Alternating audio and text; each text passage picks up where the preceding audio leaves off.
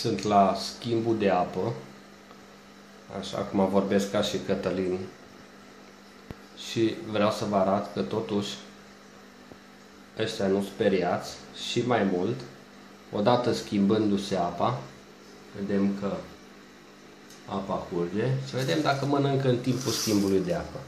Ia uite ce se întâmplă cu ei în timp ce schimbăm apa. Eu zic că e destul de interesantă chestia. Da?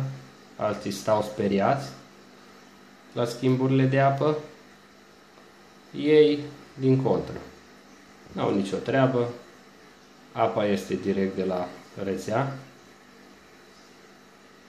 da? Iar pofta nu și-o pierd, nu sunt speriați, n-au nicio treabă.